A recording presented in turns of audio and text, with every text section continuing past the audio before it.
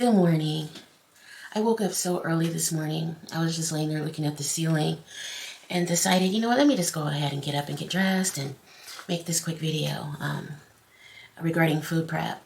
You know, I spent the better part of yesterday food prepping because it's so much easier when something's already prepared for you. And a lot of the time when you're hungry and you don't have anything readily available, you're going to go and grab the quickest thing you can. A lot of the time you'll go and grab the wrong thing.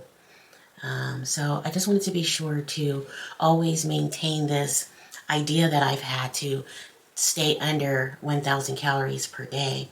And I definitely can't do that going and reaching for the wrong thing. So I just wanted to share this meal prep video with you guys. If you guys have any questions, comments, suggestions, please put that down in the comment section. Again, I will read all of the comments and questions, so on and so forth, and respond to you guys.